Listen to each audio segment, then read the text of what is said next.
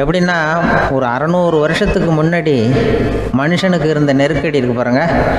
ஒரு 600 வருஷத்துக்கு முன்னாடி மனுஷனுக்கு எவ்வளோ நெருக்கடி இருந்ததோ அதுபோல் 40 பங்கு இப்போ அதிகமாகிட்டு தான் கண்டுபிடிச்சி சொல்லியிருக்கிறாங்க.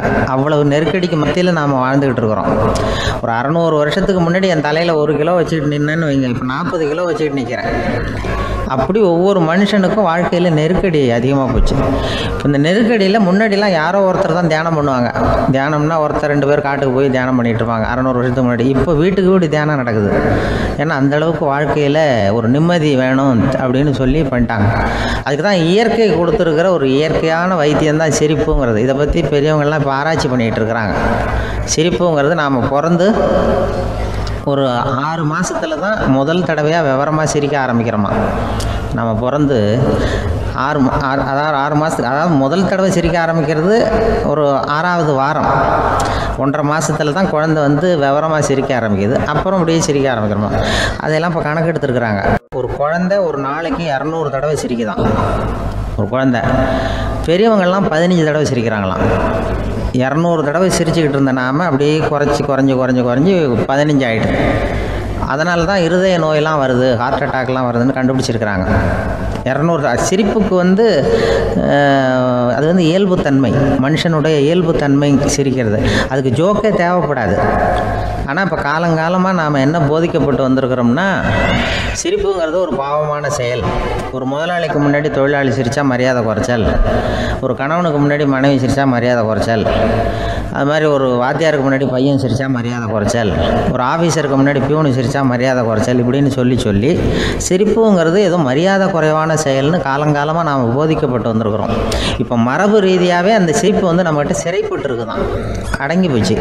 அந்த சிறைப்பட்டு இருக்கிற சிரிப்பை வெளியில் கொண்டு வர்றதுக்கு தான் ஜோக்குன்னு ஒரு சாவியை போட வேண்டியிருக்கு. வேறு இந்த ஜோக்குக்கும் சிரிப்புக்கும் சம்மந்தம் இல்லை. அதை ஏற்கனவே இருக்கிறத வெளில கொண்டு வரது ஒரு சாவி மாதிரி உபயோகப்படுதுன்னு இப்போ அதை பற்றி ஆராய்ச்சி பண்ணுறவங்களாம் சொல்கிறாங்க. ஏன்னா சிரிப்புக்கு ஜோக்கு தேவைப்படாது. இப்போ ஒரு குழந்தை தொட்டிலில் படுத்துருக்குன்னு வைங்களேன், குழந்தை தொட்டிலில் இருக்குது, அது முகத்துக்கிட்ட போய் ஒரு கிளுகிழுப்பி ஆட்டுங்க சிரிக்கும். அந்த கிளுகிழுப்பை சத்தமே சிரிக்க வைக்கிறதுல அதுதான் மனுஷனுடைய இயல்புத்தன்மை. அது என்ன ஜோக்காது? சத்தம். ஒரு கிளுகிழுப்பையை கொண்டு போய் குழந்தை முகத்துக்கிட்ட ஆட்டினா சிரிக்குதே, அதுதான் இயல்புத்தன்மை. அதே கிளுகிழுப்பையை ஒரு தாத்தா மூஞ்சிக்கிட்ட ஆட்டுங்க, கோவம் வந்துடும், அடிக்க வருவார். என்னடா விளையாட்டு இது அப்படிம்பாரு. ஏன்னா அவர் சிரிச்சுக்கிட்டு இருந்தவர், அப்படி இருந்தவர் ஒரு காலத்தில். ஒரு கிளுகிழுப்புக்கு சிரித்தவர் ஒரு காலத்தில் இப்போ கோவப்படுறாருன்னா அந்த அளவுக்கு நம்ம மாறி போயிட்டே வந்துக்கிட்டு இருக்கிறோம். அதனால் வந்து அந்த இயல்புத்தன்மை மாறாமல் இருக்கணுங்கிறது ரொம்ப முக்கியம். அதுக்காக எல்லோரையும் குழந்தையாக்க முடியாது. மனுஷன் வந்து எல்லோரும் இனிமேல் வந்து வயசுங்கிறது கூட ஆகிட்டே தான் இருக்கும். அதுக்காக குறைச்சிக்கிட்டே போக முடியாது. அதுக்கு யாராவது மருந்து கண்டுபிடிச்சாதான் உண்டு. ஆனால் ஒருத்தர் மருந்து கண்டுபிடிச்சாராம், சொல்லுவாங்க. ஒரு டாக்டர் வந்து ஒரு மாத்திரை கண்டுபிடிச்சாராம். ஒரு மாத்திரை சாப்பிட்டா ஒரு வயசு குறையும், ஒரு மாத்திரை சாப்பிட்டா ஒரு வயசு குறையும் அப்படின்னு ஒரு மாத்திரையை கண்டுபிடிச்சிருக்காரு. ஒரு பாட்டி அம்மா, 90 வயசு பாட்டி, அது போயிருக்கு. அதே டாக்டர்கிட்ட போய், ஐயா எனக்கு ஒரு பாட்டில் மாத்திரை கொடுங்க, இந்த வயசு குறையிற மாத்திரை அப்படின்றது. அவர் ஒரு பாட்டில் கொடுத்தார் மாத்திரை. பாரும்மா பாட்டியம்மா, ஒரு மாத்திரை சாப்பிட்டா ஒரு வயசு குறையும், எடுத்துகிட்டு போகணும்னு கொடுத்துருக்காங்க டாக்டர்.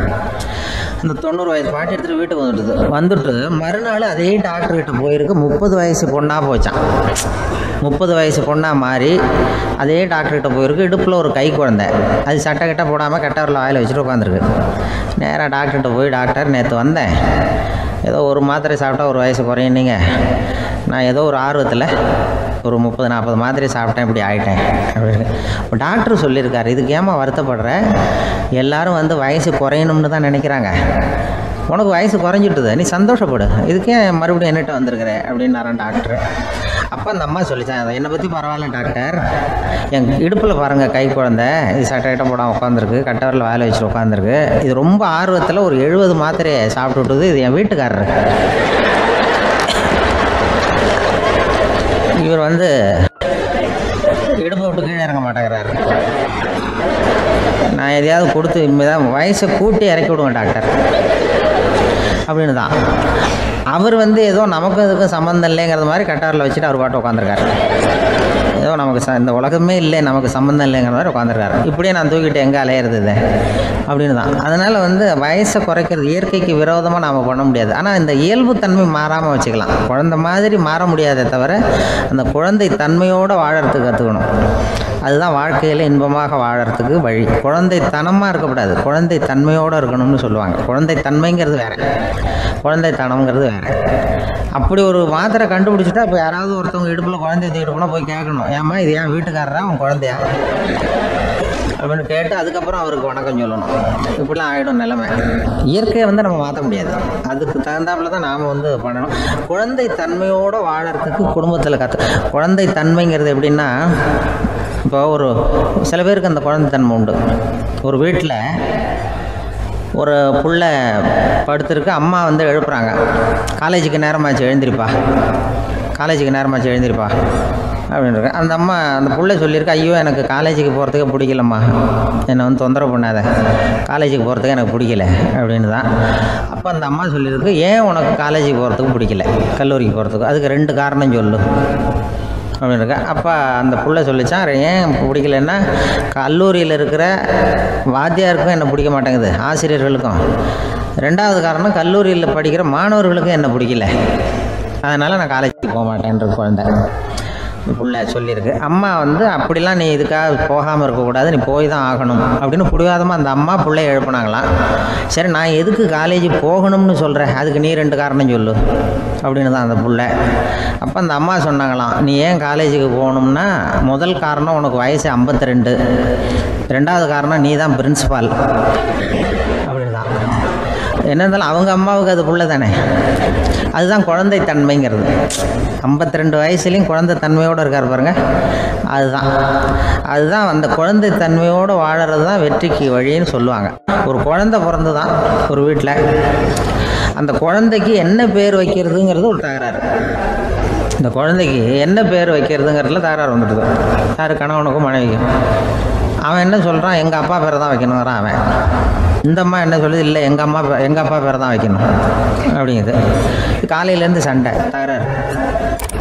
எதிர்த்த வீட்டுக்காரன் பார்த்தான், இது என்ன காலையிலேருந்து எதிர்த்த வீட்டில் தகராறு நடக்குது, என்னென்னு போய் கேட்டிருக்கான். என்னம்மா உங்களுக்கு உள்ள தகராறு, காலையிலேருந்து பார்த்தேன் அப்படின்னா, ஒன்றும் இல்லைம்மா, எங்கள் குழந்தைக்கு பேர் வைக்கிறதுல எங்களுக்கு உள்ளே ஒத்து போக முடியல, நான் எங்கள் அப்பா பேரை வைக்கணுங்கிறேன், அந்த அம்மா அவங்க அப்பா பேரை வைக்கணுங்குது, அதுதான் எங்களால் குடும்பத்தில் ஒரு நிம்மதி இல்லாமல் இருக்கிறோம், தகராறு பண்ணிகிட்ருக்கோம் அப்படின்னு நானா. அப்போ எதிர்த்த வீட்டுக்காரன் சொல்லியிருக்கான், எதிர்த்த வீட்டுக்காரன்னு நான் எதுக்கு இருக்கிறேன், நான் பஞ்சாயத்து பண்ணி வைக்கிறேன், உங்களுக்கு உள்ள என்ன இது பேர் தானே வைக்கணும், ஏன்பா உங்கள் அப்பா பேர் என்ன அப்படின்னு அவனை கேட்டிருக்கான். எங்கள் அப்பா பேர் சீனிவாசன் அப்படின்றான். இந்த அம்மாவை உங்கள் அப்பா பேர் என்னம்மா, கிருஷ்ணன் அப்படின்னு சொல்லி. இவன் யோசிச்சு பார்த்தான், குழந்தைக்கு சீனிவாச கோபாலகிருஷ்ணன் பேர் வைங்க போங்க அப்படின்ட்டு போயிட்டான். தீர்த்து வச்சுட்டு போயிட்டான். போனதுக்கப்புறம் இவங்க 2 பேரும் பேசிக்கிட்டாங்க. சரி, இந்த சீனிவாசன் சரி கிருஷ்ணன் சரி, நடுவில் கோபாலம் யார் அப்படின்னு சொல்லி அவனை போய் இழுத்துட்டு வந்தான். எழுத்து வீட்டில் போய், அது யாரா, அது இங்கே வா, அது யாரா கோபால, அது எங்கள் அப்பா பேர், நீ அதை மட்டும் எதுக்கு விட்டு வைக்கிற, அதையும் சேர்த்து வச்சுட்டு போனான். அதாவது குடும்பத்தில் ஒரு கணவனும் மனைவியும் ஒரு சின்ன விஷயத்தில் கூட ஒத்து போகலைன்னா இப்படி தான் ஏற்று வீட்டுக்காரன் பஞ்சாயத்துக்கு வருவான், கோபாலன்னு குறுக்க வருவான் அவன். அப்படி அந்த அனுசரிப்புங்கிறது குடும்பத்தில் ரொம்ப அவசியம். கணவனும் மனைவி அது ஒன்றுக்கு மேலே இந்த கல்யாணம் பண்ணிக்கிறாங்க, அது ரொம்ப அவஸ்தை. ஒருவனுக்கு ஒருத்திங்கிறது நம்ம இதெல்லாம் சொல்கிறது. ஒன்றுக்கு மேற்பட்ட திருமணங்கள் சங்கடத்தில் தான் கொண்டு விடும். நிறைய சொல்லுவாங்க. உலகத்திலேயே ஒரு பெரிய இது என்ன தெரியுங்களா, இயற்கை நிர்ணயம் பண்ணுது. இப்போ நம்ம சில பேருக்கு எனக்கு பொம்பளை பிள்ளை வேண்டாம் ஆம்பளை பிள்ளை வேண்டான்னு சொல்லி இந்த ஸ்கேன் பண்ணி என்னென்னவோ பண்ணிகிட்டு இருக்கிறாங்கல்ல. ஆனால் இயற்கை அந்த 50-50 ரேஷியோவை அது மெயின்டைன் பண்ணிகிட்ருக்கு. இந்த உலகத்தில் ஒரு அதிசயமான உண்மை என்னென்னா, 116 ஆம்பளை பிள்ளை பிறந்தா 100 பொம்பளை பிள்ளை பிறகுதான். உலக அளவில் 116 ஆம்பளை பிள்ளை பிறந்தா 100 பொம்பளை பிள்ளை பிறகுது. இது எதுக்கு 16 அதிகமாக பிறகுதுன்னா, அந்த வாலிப வயசு அடையிறதுக்குள்ளே 16 செத்து போகுது. 16 அங்கங்கே ஓடுறது, கொஞ்சம் முரட்டத்தனமாக போகிறதுனால செத்து போகுது. அந்த 50-50 இந்த ஒருத்தருக்கு ஒருத்தங்கிற ரேஷியோவை இயற்கை மெயின்டைன் பண்ணிட்டு இருக்கு. அது ஒரு பெரிய அதிசயம். அதை விட பெரிய அதிசயம் என்னென்னா, இந்த உலக யுத்தம் நடந்ததில்ல, முதல் உலக யுத்தம், 2வது யுத்தம், அப்போ பார்த்துருக்குறாங்க, கணக்கு எடுத்துருக்குறாங்க. அந்த யுத்தம் முடிஞ்ச பிறகு 116 ஆம்பளை பிள்ளைக்கு பதிலாக 160-170 பிறக்க ஆரம்பிச்சுதான். 100 பெண் குழந்தைக்கு 170 180 ஆண் குழந்தை. இது எதுக்குன்னா அந்த போரில் செத்து போகுதில்ல ஆம்பளை பிள்ளைகள், அதை ஈடுகட்டுறதுக்காக அதிகமாக பிறக்க ஆரம்பிச்சிருக்கு. அந்த அளவுக்கு வந்து இயற்கை வந்து ஒரு பெரிய ரேஷியோவை மெயின்டைன் பண்ணுது. அதாவது ஒருவனுக்கு ஒருத்திங்கிறத அது சொல்லிகிட்டு இருக்கு. புறாவெல்லாம் வளர்த்திங்கன்னா, நான் கூட புறா வளர்த்துருக்குறேன் ஊரில். புறா வளர்த்திங்கன்னா ஒரு தடவைக்கு 2 முட்டை தான் விடும் ஒரு வீட்டுக்கு. அந்த 2 முட்டையும் குஞ்சு பறிச்சுன்னா அதில் ஒன்று வந்து ஆணாக இருக்கும், ஒன்று பொண்ணாக இருக்கும். அது எந்த முட்டை ஆண் எந்த முட்டை பெண்ணுங்கிறத இயற்கை நிர்ணயம் பண்ணுது. அதை வந்து நம்ம மாற்றவே முடியாது. ரெண்டையும் அந்த பெண்ணாகவும் 2 ஆணாகவும் மாற்ற முடியாது நம்ம. அதனால் அந்த இயற்கையை புரிஞ்சுக்கிட்டு நாம் நடந்துக்கணும். அதனால தான் ஒரு கணவன் ஒரு மனைவி, அதான் ஒருத்தருக்கு ஒருத்தங்கிறது. ஒன்றுக்கு மேலேனா சங்கடம் தான். ஒரு பஸ்ஸில் வந்து ரெண்டு பெண்கள் வந்துக்கிட்டு இருந்தாங்களாம். பஸ்ஸு பிரயாணம். 2 பெண்கள் வந்து பக்கத்தில் உட்காந்துருக்காங்க. அந்த கண்டக்டரை கூப்பிட்ருக்காங்க, இங்கே வாயா அப்படின்னு அந்த ஒரு அம்மா கூப்பிட்ருக்கு. என்னம்மா அப்படின்ட்டுருக்கார். வந்து இந்த ஜன்னலை திறந்து விட்டு போ அப்படின்னு. சரின்னு அதுக்கு பக்கத்தில் இருந்த ஜன்னலை திறந்து விட்டு அவர் போயிட்டார். பக்கத்தில் இருந்தாமல் உடனே இங்கே ஐயா மறுபடியும் ஐயான்னு கூப்பிட்ருக்கு. வந்து என்ன இந்த ஜன்னலை மூடி விட்டு போ அப்படின்ட்டுருக்கு. மூடி விட்டு போனார். மறுபடியும் அந்த முன்னாடி கூப்பிட்டது வாமா வாயான்னு மறுபடியும் கண்டக்டரை கூப்பிட்டு, என்ன இந்த பாரு, இந்த ஜன்னலை வந்து நீ மூடி வச்சின்னா நான் மூச்சு திணறி செத்து போடுவேன். அப்புறம் உடனே பக்கத்தில் இருந்தம்மா தபாரியா அந்த அம்மா பேச்சை கேட்டுட்டு நீ திறந்து வச்சின்னா நான் குளிர் தாங்காமல் செத்து போடுவேன் அப்படின்னு. அவர் தலையை பிச்சுக்கிறார் கண்டக்டர். என்னடா பெரிய ரொம்ப போச்சு, எனக்கு கொஞ்சம் தூரம் பிரயாணம், இதில் கூட அட்ஜஸ்ட் பண்ணி போகக்கூடாதா அப்படின்னு. அப்போ அந்த பஸ்ஸில் பின்னாடி ஒருத்தன் கடைசி சீட்டில் வெயில் தாங்காமல் சட்டையெல்லாம் கட்டி போட்டுட்டு ஒரு கிராமத்து ஆள் பீடி குடிச்சிட்டு வரான். அவர் கூப்பிட்ருக்கான் அந்த ஆள், அந்த கண்டக்டர், இங்கே வாயா அங்கே என்ன தகராறு அப்படின்னு. அந்த எதிர்த்து வீட்டுக்காரன் வந்தானே முன்னாடி பஞ்சாயத்துக்கு, அது மாதிரி கண்டக்டர் இங்கே வாயா, அவன் ஏன் நீ என்ன சொல்ல போகிற அப்படின்ட்டு வந்திருக்கான். சட்டையெல்லாம் கட்டி போட்டு பீடி குடிக்கிறோம், பீடி புகையை ஊதி விட்டு அங்கே என்ன தகராறு அப்படின்னு கேட்டிருக்கான். ஒன்றும் இல்லையா, அந்த அம்மா வந்து ஜன்னலை திறந்தா செத்து போவேங்கிறது, இந்த அம்மா ஜன்னலை மூடுனா செத்து போவேங்கிறது, நான் என்னையா பண்ணுறது ஒரு ஆள், இதுக்கு ஏன் கவலைப்படுறேன், நான் சொல்கிறத கேள்வி, நான் தீர்த்து வைக்கிறேன் பிரச்சனையை அப்படின்னு சொல்லிவிட்டு பீடியை எடுத்துக்கிட்டு புகையை ஊதிவிட்டு சொன்னானா, கொஞ்ச நேரம் அந்த ஜன்னலை மூடி வை, அந்த அம்மா செத்து போவோம்,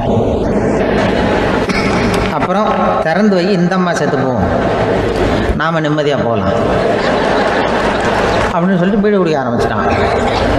அவருக்கு கோவம் வந்துட்டுது கண்டக்டருக்கு.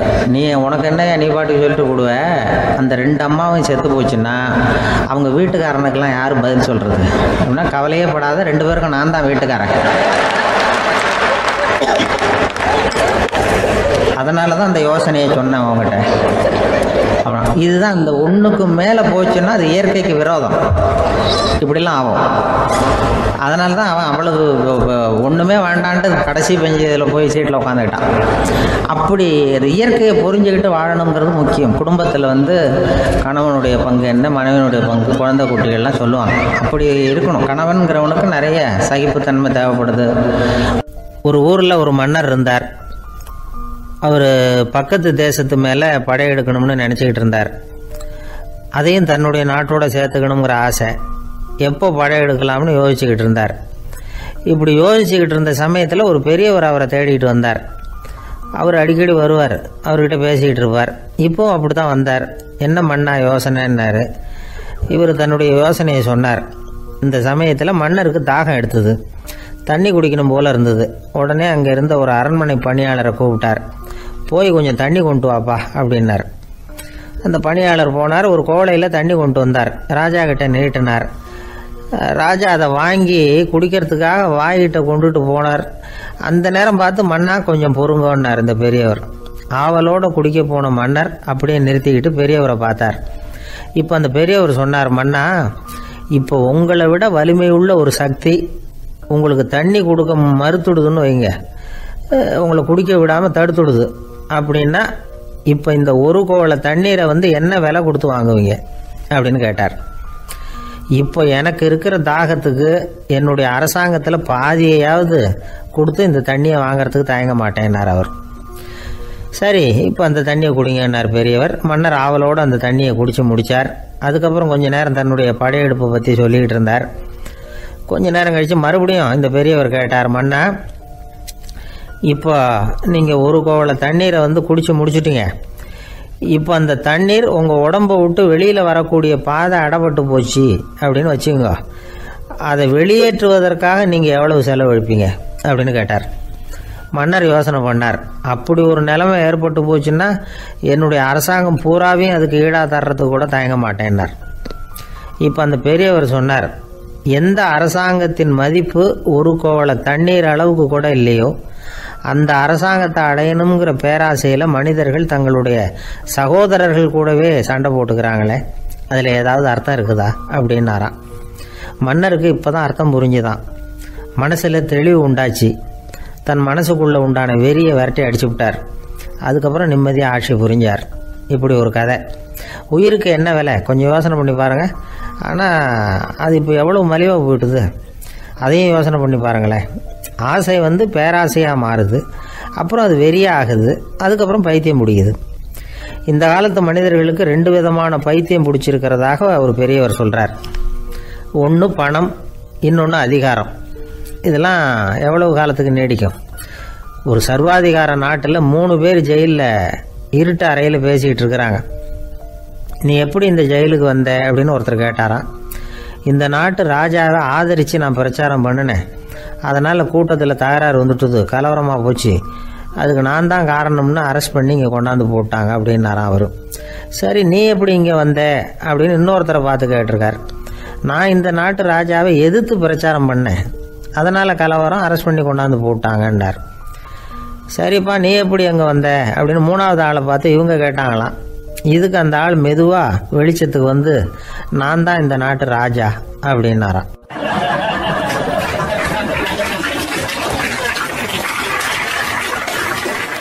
ஒரு ஆள் அசையாமல் கிடக்கிறார். அவர் இருக்காரா போயிட்டாராங்கிறத எப்படி முடிவு பண்ணுறோம்? அவர் மூக்குக்கு முன்னாடி புறங்கையை வச்சு பார்க்குறோம், மூச்சு வருதா இல்லையா அப்படிங்கிறத கண்டுபிடிக்கிறதுக்காக.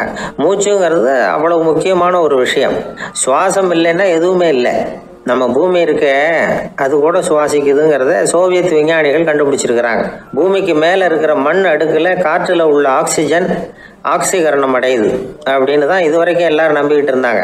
ஆனால் இப்போ என்ன கண்டுபிடிச்சிருக்கிறாங்கன்னா, அந்த ஆக்சிஜன் பூமிக்குள்ளே 1 கிலோமீட்டர் ஆழம் வரைக்கும் ஊடுருவி போகுதான். பூமிக்குள்ளே 2 பக்கமும் பல கிலோமீட்டர் வரைக்கும் பரவுதான். பூமிக்குள்ளே இருக்கிற நீர்நிலை அடுக்குகள் தான் நுரையீரல் செய்கிற வேலையை செய்யுதான். நம்ம உடம்புல நுரையீரல் இல்லைன்னா ஒன்றும் நடக்காது. ஒரு மரத்தை தலைகீழாக தொங்க போட்டால் எப்படி இருக்கும் அப்படி யோசிச்சு பாருங்கள். அப்படி தான் இதுவும், நுரையீரலும் அப்படி தான் இருக்கும். வலது பக்கம் ஒன்று, இடது பக்கம் ஒன்று. வலது பக்கம் நுரையீரல் கொஞ்சம் பெருசாக இருக்கும், நுட்பமான நரம்பு குழாய்கள் அதில் இருக்கும். கோடிக்கணக்கான நுண்ணிய குழாய்களை வச்சுக்கிட்டு தான் அது வேலை செய்யுது. 25 கோடி குழாய்கள் இருக்கும். அதை அப்படியே முழுசாக பிரித்து பரப்புனா ஒரு டென்னிஸ் கோர்ட்டில் பாதி பரப்பளவு இருக்குமா. நுரையீரல் நிறம் கருஞ்சிவப்பு தான். புகை அதிகமாக உள்ளே போச்சுன்னா அது கருப்பாயிடுது. காற்றுல உள்ள பிராணவாயுவை இது இழுத்து எடுத்துக்கிட்டு ரத்தத்தை சுத்தப்படுத்துகிற முக்கியமான வேலையை இது செய்யுது. அசுத்த காற்றை வெளியில் அனுப்பி வச்சுருது. ஒருத்தர் வேகமாக ஓடி வரார், அவருக்கு மூச்சு இறைக்கும். பயங்கரமாக எதையாவது பார்த்து விடுறார், உடனே மூர்ச்சி ஆகிடுவார். இது மாதிரி சமயங்களில் வேறு எந்த தூண்டுதலும் இல்லாமல் நுரையீரல் தானாகவே இயங்கும். இப்படி ஒரு அவசியம் ஏற்படுறப்போ இயக்கத்தை தூண்டி விடுற முக்கியமான இணைப்பு மூளைக்கு கீழே முதுகு எலும்புக்கு மேற்பகுதியில் இருக்குது. அது உடனே சுவாசத்துக்கு அவசர உதவியை கொடுக்குது. இப்போ ஒருத்தர் பேசாமல் உட்காந்துருக்கார். இந்த சமயத்தில் அவருக்கு 1 பங்கு காற்று தேவைப்படுதுன்னு வச்சுக்கோங்க. அவர் எழுந்திரிச்சு நடக்கும் பொழுது 1.5 மடங்கு தேவைப்படும். ஓடினார்னா 3 மடங்கு தேவைப்படும். படுத்துருக்கிறப்ப 1/2 மடங்கு தான் தேவைப்படும். இதுக்கு நிமிஷத்துக்கு 16 தடவை மூச்சு விட்டாகணும். இப்படி சாதாரணமாக உள்ளே இழுக்கிற காற்று கொஞ்சம்தான் இருந்தாலும் இது மாதிரி 8 மடங்கு காற்றை உள்ளே இழுத்து வச்சுக்கிற சாமர்த்தியம் நுரையீரலுக்கு இருக்குதான். தண்ணி, நுண்கிருமிகள், ரசாயன பொருள் இப்படி எது உள்ளே போனாலும் நுரையீரல் சமாளிச்சுக்கும். 30 வருஷமாக விடாத புகை பிடிக்கிறவர் தொடர்ந்து உள்ளே அனுப்பி வைக்கிற புகையை கூட சமாளிக்குதுன்னா பார்த்துங்களேன். உள்ளே போகிற புகை நுட்பமான சுவாச முடிச்சுகளை அழிச்சு விடுது. கறி புகை அது மேலே படிஞ்சு உபயோகம் இல்லாமல் பண்ணிவிடுது.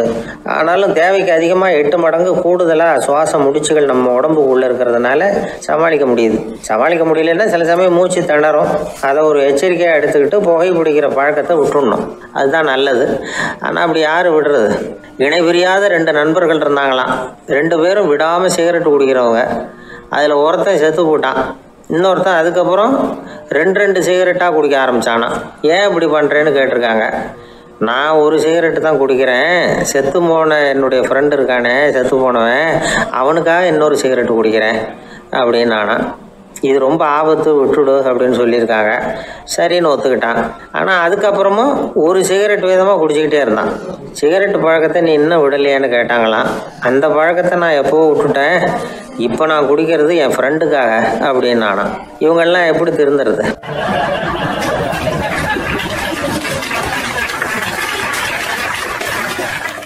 இந்த உலகத்தில் எத்தனை வகையான மனிதர்கள் இருக்கிறாங்க, ஒவ்வொரு மனிதனுமே ஒவ்வொரு வகை அப்படிங்கிறாங்க விஞ்ஞானிகள்.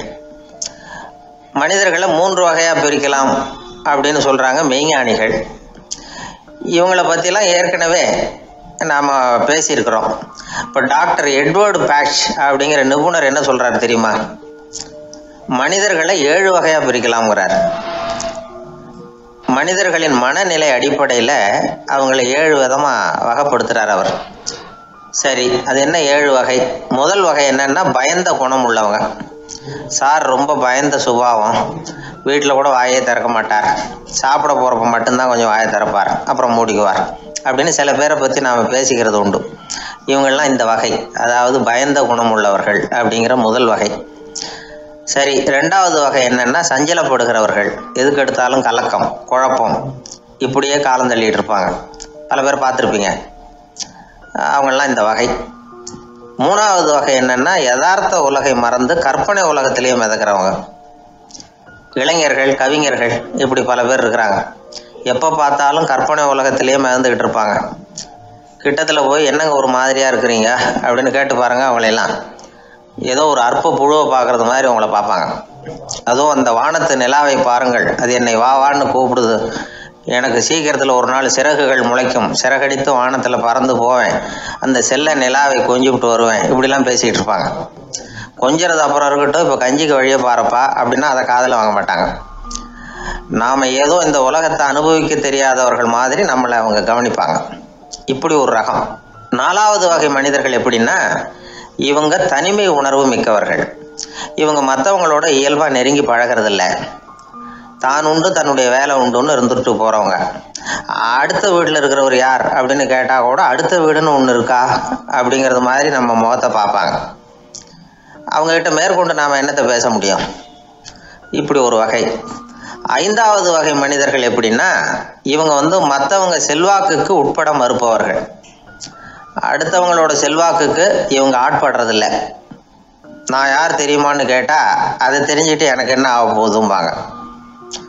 இவங்கெல்லாம் அந்த ரகம். 6வது வகை மனிதர்கள் எப்பவும் எதுலேயும் பற்றில்லாமல் இருக்கிறவங்க. இது ஒரு துறவு மனப்பான்மை. இயல்பாகவே சில பேர் இப்படி உண்டு, அவங்களுக்கு எதுலேயும் ஒரு ஈடுபாடு இருக்காது. அப்படிப்பட்டவங்கெல்லாம் 6வது வகை.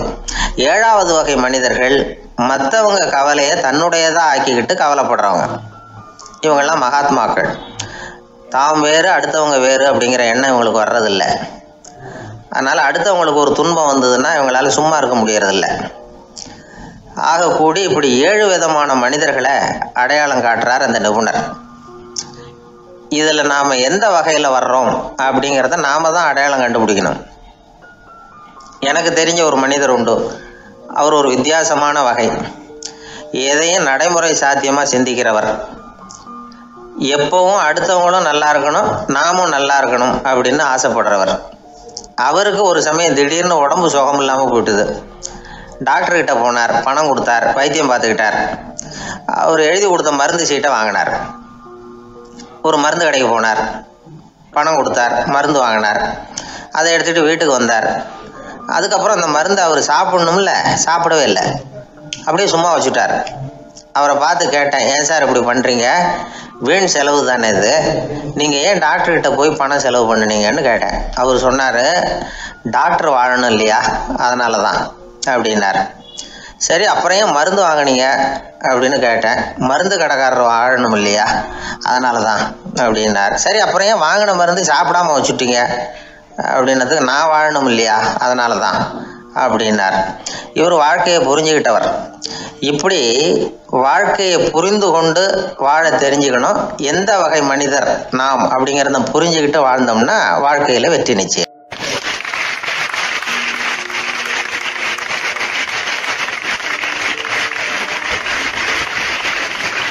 ஒரு தந்தை தன்னோட பிள்ளைய ரொம்ப தைரியசாலியாக வளர்க்கணும்னு ஆசைப்பட்டார். அதுக்காக அவனை கூப்பிட்டு உட்கார வச்சு இப்படி உபதேசம் பண்ணார். இதை பாருப்பா, நான் உன்னாட்டம் இருக்கிறப்போலாம் எதுக்கும் பயப்பட மாட்டேன், ரொம்ப துணிச்சலாக இருப்பேன். ஒரு நாள் ஒரு அப்பாவி எலியை ஒரு பூனை துரத்திட்டு ஓடிச்சு. நான் உடனே என்ன செஞ்சேன் தெரியுமா? அந்த பூனையை பிடிச்சேன், அது வாலில் ஒரு பட்டாசு சரத்தை கட்டினேன், கொளுத்தி விட்டேன், படபடன்னு வெடிக்க ஆரம்பிச்சுட்டுது. அது துள்ளிக்கிட்டு அங்கேயும் இங்கேயும் ஓடி இருக்கு பாரு ஓட்டம், ரொம்ப தமாஷு அப்படின்னார் அப்பா. இப்படி சொல்லிவிட்டு பையனை பார்த்து, இதை கேட்கறதுக்கு உனக்கும் துணிச்சல் வருதா, நான் என்னுடைய செயலை நீ கேட்குறப்போ உனக்கு துணிச்சல் வருதா அப்படின்னு கேட்டார். வருதுன்னா பையன். எப்படின்னா அப்படிங்கிற விவரத்தையும் சொன்னான் அவன். அதாவது எலியை விரட்டினத்துக்காக பூனை வாலில் பட்டாசு கொளுத்துனீங்க நீங்கள், பூனையை விரட்டினத்துக்காக உங்கள் கழுத்தில் பட்டாசு சரத்தை மாட்டினா என்னென்னு தோணுது எனக்கு அப்படின்னு நான் பையன். பையனோட துணிச்சல் அப்பாவே நடுங்க வச்சுட்டுது. அது சரி, ஒரு அப்பா பிள்ளைக்கு இப்படியா உபதேசம் பண்ணுறது? எல்லாருக்கிட்டையும் அன்பாக பழகிறது எப்படி அப்படின்னு சொல்லி கொடுக்கணும். பிஞ்சு உள்ளங்களில் நஞ்சை தூவலாமா? ஒரு நாள் விநாயகர் ஒரு பூனையோடு விளையாடிக்கிட்டு இருந்தாராம். அப்படி ஆசையாக விளையாடிக்கிட்டு இருந்தப்போ அவரோட கை நகம் தவறுதெல்லாம் பூனையோட முகத்தில் பட்டுவிட்டு தான். அது ஒரு சின்ன கீரெல்லாம் உண்டாகி விட்டுது. அப்பா அவர் அதை ஒரு பெருசாக நினைக்கல. கொஞ்ச நேரத்துக்கு அப்புறம் விநாயகர் வீட்டுக்கு வந்தார். அவங்க அம்மா பார்வதி தேவியை பார்த்தார். பார்வதி தேவி கன்னத்தில் விரலால் கீறினது மாதிரி ஒரு அடையாளம் இருந்தது. விநாயகருக்கு அதிர்ச்சி, ஆச்சரியம். நம்ம அம்மா இந்த உலகத்துக்கே தாயார், அப்பேற்பட்ட அவங்க முகத்திலேயே கீரலை உண்டாக்கக்கூடியவங்க யாராக இருக்க முடியும் அப்படின்னு யோசனை பண்ணார். தாயே, உன்னுடைய கன்னத்தில் இந்த வடு எப்படிம்மா ஏற்பட்டதுன்னு கேட்டார். குழந்தாய், இது நீ செஞ்ச காரியம்தான்ப்பா, உன்னுடைய கை நகம் கீறினதுனால ஏற்பட்ட வடு தான் இது அப்படின்னாங்க அவங்க. விநாயகர் திடுக்கிட்டு போட்டார். எப்படிம்மா அது? நான் எந்த காலத்துலேயும் ஒன்று அப்படி கீறினதாக எனக்கு நினைவு இல்லையே அப்படின்னார். இன்னைக்கு காலையில் ஒரு பூனையை கீறினதை நீ மறந்துட்டியா அப்படின்னாங்க அந்த அம்மா. விநாயகர் திகைச்சு போய் நின்னார். பார்வதி தேவி சொன்னாங்க, இதை பாருப்பா, இந்த உலகத்தில் இருக்கக்கூடிய எல்லா உயிர்கள்லேயும் நான் இருக்கிறேன், நான் தான் இந்த உலகமாக ஆகியிருக்கிறேன். ஆகையினால நீ யாரை துன்புறுத்தினாலும் அது உண்மையிலேயே என்ன துன்புறுத்தினதாக தான் வந்து முடியும் அப்படின்னாங்க. விநாயகர் மனசுக்குள்ளே ஒரு வெளிச்சம் ஏற்பட்டு தான். அதுக்கப்புறம் அவர் யாரையுமே கல்யாணம் பண்ணிக்காததுக்கு அதுதான் காரணமா. இந்த உலகத்தில் எல்லாரையும், இங்கே இருக்கிற எல்லாத்தையும் தாயின் வடிவமாக அவர் பார்க்க ஆரம்பிச்சிட்டாராம். குருதேவர் ராமகிருஷ்ணர் இந்த கதையை எடுத்து சொல்லியிருக்கிறார். நபிகள் நாயகம் ஒரு தடவை ஒரு நாற்காலியில் உட்காந்து என்னமோ யோசனை பண்ணிகிட்டு இருந்திருக்கிறார். அப்போ அவரோட உடையில் ஒரு கீழ்ப்பகுதி தரையில் படிஞ்சு கிடந்திருக்குது. அங்கே விளையாடிக்கிட்டு இருந்த ஒரு பூனை அது மேலே வந்து படுத்து தூங்கி போயிடுச்சு. தொழுகை செய்ய வேண்டிய நேரம் வந்துட்டது. நபிகள் நாயகம் எழுந்திரிக்க பார்த்தார். அப்போ தான் பூனை தன்னோட உடை மேலே படுத்து தூங்கிட்டு இருக்கிறது கண்ணில் படுது. பூனையோட தூக்கத்தை கலைக்க விரும்பல அவர். தன்னுடைய சகோதரியை கூப்பிட்டார். ஒரு கத்திரிக்கோள் எடுத்துகிட்டு வர சொன்னார். பூனை படுத்திருந்த உடைப்பகுதி மட்டும் இருக்குல்ல, அதை மட்டும் அதோட கத்திரிச்சு விட்டுட்டு அதுக்கப்புறம் அவர் எழுந்திரிச்சு தொழுகைக்கு போனாராம். அதாவது பிற உயிர்கள்கிட்ட எப்படி அன்பு காட்டணுங்கிறத பெரியவங்க எவ்வளவோ விதத்தில் நமக்கு எடுத்து காட்டியிருக்கிறாங்க. இருந்தாலும் எத்தனை பேர் மனசில் அதெல்லாம் உரைச்சிருக்குது? நாமளும் நம்ம ட்ரெஸ்ஸு மேலே ஒரு பூனை படுத்திருந்தா ஒரு கத்திரிக்கோலை தான் தேடுவோம், எடுத்துக்கிட்டு வர சொல்லுவோம். துணியை வெட்டுறதுக்கு பதிலாக இல்லை அதோட வாழை வெட்டினா என்ன அப்படின்னு தோணும். ஒரு ஆள் ரொம்ப பிரியமாக ஒரு பூனையை ஆற்றுல குளிப்பாட்டிக்கிட்டு இருந்தானா. எப்படி? அந்த பூனையை ஆற்று தண்ணியில் அமுக்கி அமுக்கி குளிப்பாட்டிக்கிட்டு இருக்கிறான். அந்த வழியாக போன பெரியவர் ஒருத்தர் இதை பார்த்தார். இதை பாருப்பா, பூனையை அது மாதிரி ஆற்று தண்ணியில் அமுக்கி குளிப்பாட்டாத, மூச்சு திணறி செத்து போடும் அப்படின்னு அட்வைஸ் பண்ணார். நீ போய் அவன் வேலையை பார்த்துக்கிட்டு, எனக்கு எல்லாம் தெரியும்னா இவன். சரின்னு அவர் போயிட்டார். கொஞ்ச நேரம் கழித்து அவரே அந்த வழியாக திரும்பி வந்துக்கிட்டு இருந்தார். ஆற்றுல பூனையை குளிப்பாட்டிக்கிட்டு இருந்தவன் அழுதுகிட்டு உட்காந்துருக்கிறான். பக்கத்தில் அந்த பூனை செத்து கிடக்குது. இதை பார்த்தார் பெரியவர். நான் தான் அப்போவே சொன்னேனே அந்த பூனையை ஆற்றுல நினைக்காதேன்னு, அதை கேட்டிருந்தா இப்படி ஆயிருக்குமா அப்படின்னார். அந்த ஆள் கோபமாக இவரை முறைச்சி பார்த்தான். அட போய்யா, இந்த பூனை ஆற்றுல குளித்ததுனால ஒன்றும் செத்து போகல, குளித்ததுக்கு அப்புறம் அதோட உடம்பு ஈரமாக இருக்குதுன்னு அதை புழிஞ்சேன், அதனால தான் இப்படி ஆயிட்டுது அப்படின்னு நானா.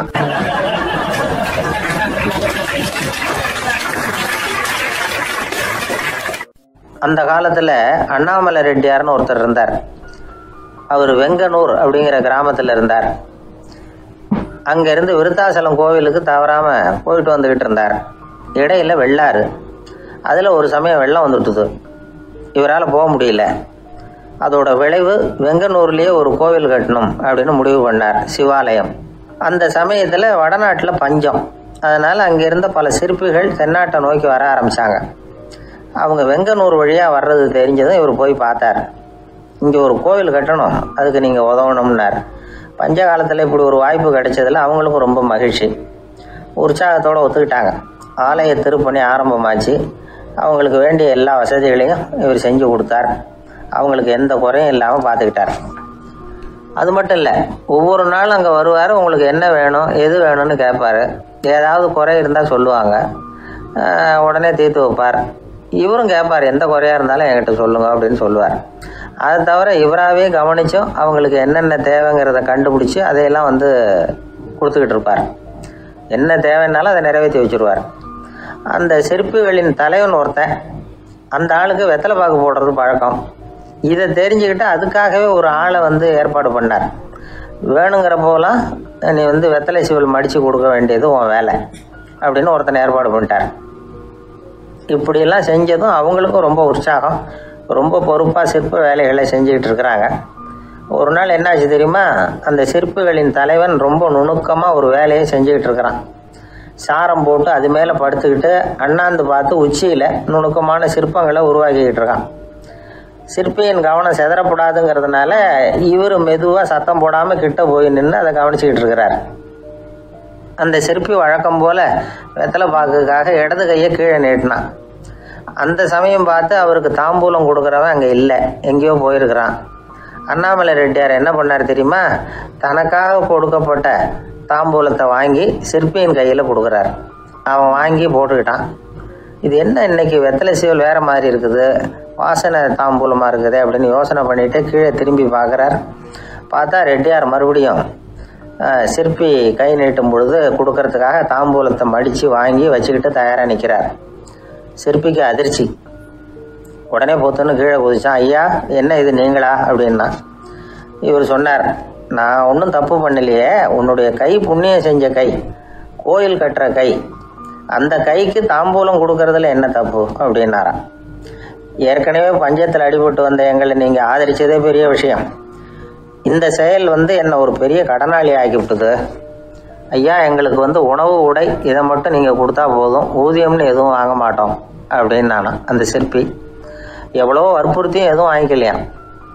இந்த செய்தியை தமிழ் தாத்தா டாக்டர் ஊவேசா சொல்லியிருக்கிறார். அந்த காலத்தில் எப்படிப்பட்டவங்கெல்லாம் வாழ்ந்துருக்கிறாங்க பாருங்கள். இந்த காலத்தில் ஒருத்தர் கோவில் கட்டினார், வேலை செய்கிற எல்லாருக்கும் சாப்பாடு போடுவார். சிற்ப வேலை செஞ்சுட்டு சாப்பிட வர்ற ஒவ்வொருத்தர் கையையும் அன்பாக பிடிச்சி முத்தம் கொடுத்து உள்ளே அனுப்புவார். அந்த கைகளுக்கு நீங்கள் கொடுக்குற மரியாதை அது அப்படின்னு கேட்டாங்க. அது இல்லைங்க, ஏற்கனவே முதல் பந்தியில் சாப்பிட வந்தவன் மறுபடியும் வர்றானான்னு கண்டுபிடிக்கிறதுக்காக கையை பிடிச்சி மோந்து பார்க்குறேன் அப்படின்னாராம் அவர்.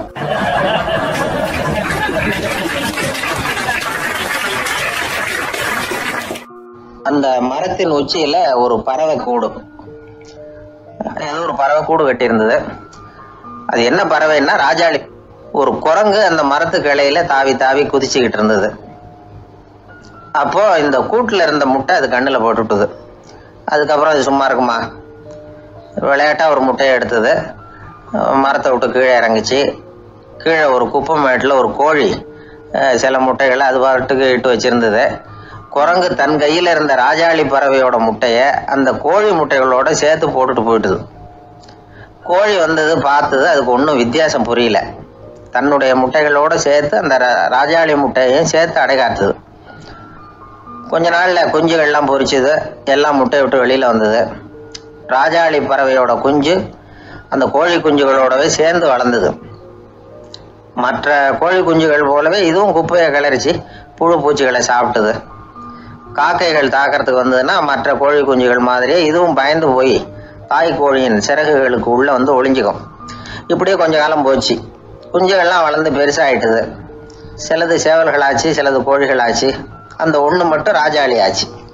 ஆனால் ஒரு விஷயம், தான் ஒரு ராஜாளிங்கிறது அந்த பறவைக்கு தெரியாது. தன்னையும் ஒரு கோழின்னே அது நினச்சிக்கிட்டு இருக்கு. அப்படி நினச்சிக்கிட்டு குப்பை மேட்டை கிளறிக்கிட்டு இருக்கு. ஒரு நாள் சாயந்தர நேரம் இந்த ராஜாளி பறவை கீழே அது பாட்டுக்கு வழக்கம் போல் குப்பையை கிளறிக்கிட்டு இருக்குது. அப்போது அண்ணாந்து பார்க்குது. வானத்தில் உயரத்தில் கூட்டமாக ராஜாளி பறவைகள் உல்லாசமாக வட்டம் அடித்து பறந்துக்கிட்டு இருக்கு. அதே இது பார்க்குது. இதுக்கு மனசுக்குள்ளே ஏக்கமாக போச்சான். அப்போது இதுக்கு ஆண்டவன் பேரில் கோபம் வந்துதான்.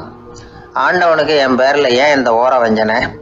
என்னையும் ஒரு ராஜாளியாக படைச்சிருந்தா நானும் கூட இந்நேரம் ஆகாயத்தில் உல்லாசமாக பறந்துக்கிட்டு இருப்பேனே அப்படின்னு நினச்சி வருத்தப்பட்டு தான். இது வேடிக்கையாக இருக்குல்ல. ஒரு வகையில் பார்த்தா நாம் கூட இந்த ராஜாளி பறவை மாதிரி தான் வாழ்ந்துக்கிட்டு இருக்கோம் அப்படிங்கிறார் ஒரு உளவியல் நிபுணர். நம்மால் எவ்வளவு வேலை செய்ய முடியும் அப்படின்னு நாம் நினச்சிக்கிட்டு இருக்கிறோமோ அதை விட பல மடங்கு நம்மால் வேலை செய்ய முடியுமா, பல மடங்கு வேகமாகவும் வேலை செய்ய முடியும் அப்படிங்கிறார் அவர். நம்முடைய முழுமையான பலம் என்னங்கிறது நமக்கே தெரியறதில்ல. அதுதான் கஷ்டம். நம்முடைய பலம் தெரியாததுனால தான் நாம் எதுக்கு எடுத்தாலும் பயந்துக்கிட்டு இருக்கிறோம். ஒரு ஆள் இருந்தான்.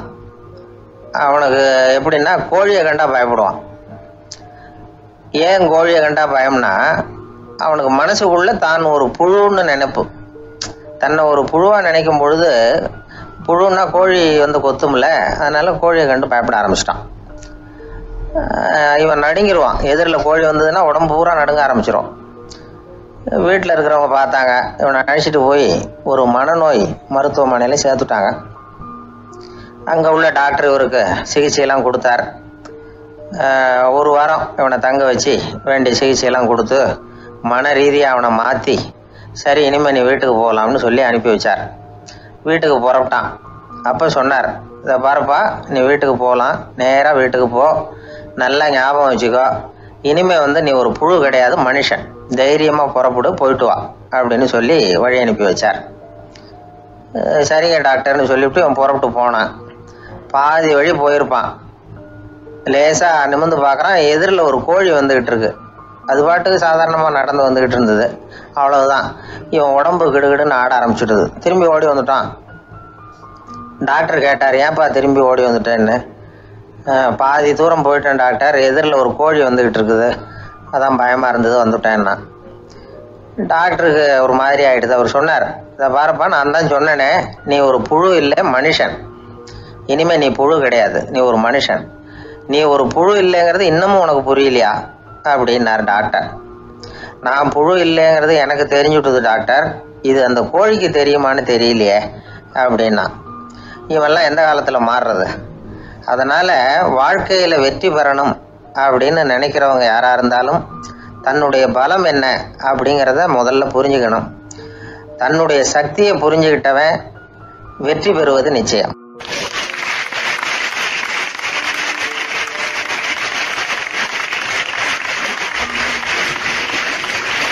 ஒரு ஆள் ராமகிருஷ்ணரை தேடி வந்தான். அவன் கையில் 1000 பொற்காசுகள் வச்சுருந்தான். அதை அவர்கிட்ட கொடுத்து இதை ஏற்றுக்கணும் அப்படின்னு ரொம்ப பணிவாக கேட்டுக்கிட்டான். அவர் பார்த்தார், இது எனக்கு தேவையில்லை, ஆனாலும் உன்னுடைய மனசை புண்படுத்துறதுக்கு நான் விரும்பலை, அதனால் நீ கொடுக்குறத வாங்கிக்கிறேன்னார். வாங்கிக்கிட்டார். அப்புறம் கேட்டார், இதை பாரு, இனிமேல் இதெல்லாம் என்னுடைய இது தானே அப்படின்னார். ஆமாம், அதையெல்லாம் நான் உங்களுக்கே கொடுத்துட்டேன்னாவேன். சரி, இப்போ நீ எனக்காக ஒரு காரியம் பண்ணணும்னார். என்ன செய்யணும்னு சொல்லுங்கன்னா, இந்த நாணயங்களையெல்லாம் எடுத்துக்கிட்டு போய் கங்கை நதியில் எரிஞ்சுட்டு வா அப்படின்னார். இவனுக்கு அதிர்ச்சியாக போச்சு. என்ன பண்ணுறது? இனிமேல் அது முடியாதுன்னு சொல்ல முடியாது. ஏன்னா அந்த நாணயங்களையெல்லாம் அவருக்கே கொடுத்துட்டான். இனிமேல் அதெல்லாம் இவனுடையது இல்லை. பேசாமல் அவ்வளவே அள்ளிக்கிட்டு ஆத்தங்கரைக்கு போனான். போனவன் ரொம்ப நேரம் திரும்பியே வரல. ராமகிருஷ்ணருக்கு சந்தேகம், என்ன ஆச்சு அந்த மனுஷனுக்கு? காசுகளோடு அந்த கங்கையில் குதிச்சுட்டானா? போகும்பொழுதே ஒரு மாதிரியாக தான் போனான், போய் என்னன்னு பார்த்துட்டு வாங்க அப்படின்னார். அங்கே இருந்த ஒருத்தர் ஓடி போய் பார்த்தார். அவர் போய் பார்க்கும்பொழுது அவன் அங்கேயே இருந்தான். அதுக்கப்புறம் அவர் திரும்பி வந்தார். வந்து விவரத்தை சொன்னார். அதாவது அவன் கங்கை கரையில் உட்காந்துக்கிட்டு ஒவ்வொரு நாணயமாக 1 2ன்னு எண்ணி எண்ணி வீசிக்கிட்டு இருக்கிறான். அவனை சுற்றி ஒரு கும்பல் நின்றுக்கிட்டு அவனை தடுத்துக்கிட்டு இருக்குது அப்படின்னு விவரத்தை சொன்னார் போயிட்டு வந்தவர். இதை கேட்டதும் ராமகிருஷ்ணரே புறப்பட்டு அங்கே போனாராம். என்ன இப்படி பண்ணிகிட்டு இருக்கிற? நான் உன்னை அந்த நாணயங்களை கங்கையில் வீசி எறிய சொன்னேன், நீ ஏன் அதை எண்ணிக்கிட்டு இருக்கிற அப்படின்னார். பழக்கம்தான் காரணம். நான் ஒவ்வொரு நாளும் ஒவ்வொன்றா சேமித்து வச்சேன். இன்றைக்கி என்கிட்ட நிறைய இருக்குது. உங்களுக்கு ஒரு 1000 நாணயங்களை கொடுக்கணுங்கிறது என்னோட ஆசை அப்படின்னா. இப்போ ராமகிருஷ்ணர் சொன்னார், ஒரே நேரத்தில் எல்லாத்தையும் சம்பாதிச்சிருந்தா நீ எண்ணுறது பொருத்தமாக இருக்கும். எல்லாத்தையும் இழக்கும்போது ஒவ்வொன்றா எண்ணிக்கிட்டு இழக்கிறதுங்கிறது சரியான செயல் இல்லை. அதனால் ஒரே தடவையாக எல்லாத்தையும் தூக்கி எறிஞ்சிடும் அப்படின்னார். இது இழப்பது அப்படிங்கிற ஒரு உயர்ந்த நிலை. இதை நாம் யதார்த்த வாழ்க்கையில் சம்மந்தப்படுத்தி பார்த்து குழப்பிக்கிட்டு இருக்கக்கூடாது. இழக்கிறேன்னு சொல்லிக்கிட்டு இருக்கிற காசையெல்லாம் ஆற்றுலையும் குளத்துலையும் கொண்டு போய் எரிஞ்சிட்டு வாங்க அப்படின்னு உபதேசம் பண்ணுறதாக யாரும் நினச்சிடக்கூடாது. இதில் நாம் புரிஞ்சிக்க வேண்டியது என்னென்னா, எதையாவது ஒன்றை இன்னொருத்தருக்கு கொடுக்கணும் அப்படின்னு விருப்பப்பட்டால் அதை மனப்பூர்வமாக கொடுத்துட்டு அதையே நினச்சிக்கிட்டு இருக்கக்கூடாது. நம்மால் ஒருத்தர் ஒரு 100 ரூபா நோட்டை தன்னுடைய நண்பர் ஒருத்தர்கிட்ட கொடுத்து, இது உனக்கு தான் வச்சுக்கோ அப்படின்னார். அவர் பார்த்தார், இது இனிமேல் எனக்கு தானே சொந்தம் அப்படின்னார். ஆமான்னார் அவர். அப்படின்னா எனக்காக நீ ஒரு உதவி செய்யணும்னார். சொல்லுங்கள் செய்கிறேன்னார் அவர். இந்த 100 ரூபா நோட்டை தீ வச்சு கொளுத்தி விடுன்னார். இவர் அதிர்ச்சியாகி அவரை பார்த்தார். இப்போ அவர் சொன்னார், நீ எனக்கு அன்பாக கொடுத்தது இது, இந்த நோட்டு கள்ள நோட்டுங்கிறது எனக்கு முன்னாடியே தெரியும், சீக்கிரம் கொளுத்தி விடு, அதுதான் நம்ம 2 பேருக்குமே நல்லது அப்படின்னாராம் அவர்.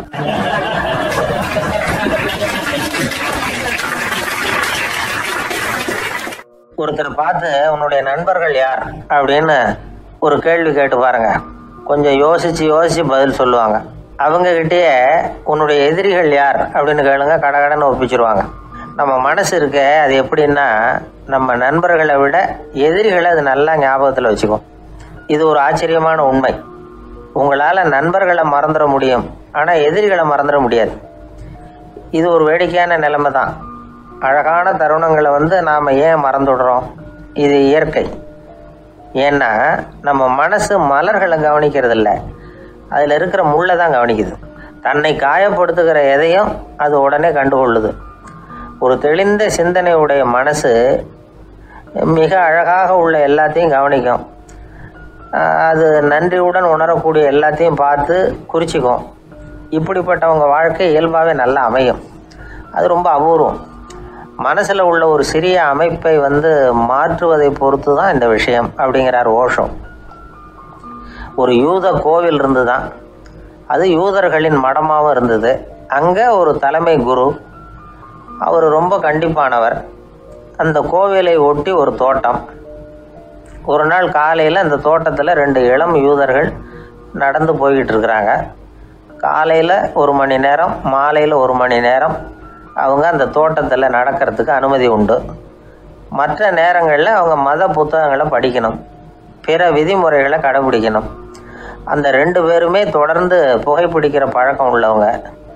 ஆனால் கோவில் மடத்தில் இருக்கிறப்போ அவங்க புகைப்பிடிக்க முடியாது, அது கடுமையான குற்றம். சரி, நாம் தோட்டத்தில் இருக்கிறப்போவாவது புகைப்பிடிக்கலாமா அப்படின்னு ஒரு ஆசை அவங்க 2 பேருக்குமே. இருந்தாலும் பயம். இப்படி கேட்டால் மத குரு என்ன சொல்லுவாரோ அல்லது என்ன செய்வாரோங்கிற பயம். இப்படியே கொஞ்ச நாள் ஆச்சு. ஒரு நாள் அந்த 2 பேரில் ஒருத்தன் ரொம்ப கலங்கி போய் அந்த கோவிலிருந்து வெளியில் வந்துக்கிட்டு இருந்தான். வந்தவன் நேராக தோட்டத்து பக்கம் போனான். அங்கே இன்னொருத்தன் ஆனந்தமாக புகை பிடிச்சிக்கிட்டு இருக்கிறான். அதை பார்த்து தான் இவனுக்கு அதிர்ச்சி. அட கடவுளே, என்ன இது, நீ கேட்காமலே ஆரம்பிச்சிட்டியா அப்படின்னா.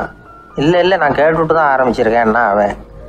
அப்படியா, என்ன மனுஷன் இவர், நானும் தான் கேட்டேன், என்னை கண்ணாபுண்ணான்னு திட்டி விட்டார். இது என்ன கோவிலா இல்லை நரகமா? உனக்கு புகை பிடிக்கணும்னு ஆசையாக இருந்தால் நரகத்துக்கு போகணும்னு சொல்லிவிட்டார். அது சரி, ஒன்றை மட்டும் எப்படி அனுமதிச்சார் அப்படின்னு கேட்டான் இவன். அவன் சிரிச்சுக்கிட்டே, நீ எப்படி கேட்ட சொல்லு அப்படின்னா.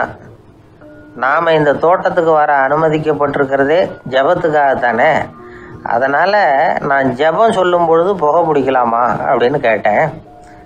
அதுக்கு தான் அவர் சத்தம் போட்டு என்னை அடிக்கவே வந்துட்டார் அப்படின்னா இவன். நீ ஒரு மாதிரியாக கேட்டிருக்க, நான் வேறு மாதிரியாக கேட்டிருக்கிறேன். ஜபம் சொல்லும்போது புகை பிடிக்கலாமான்னு நீ கேட்டிருக்க.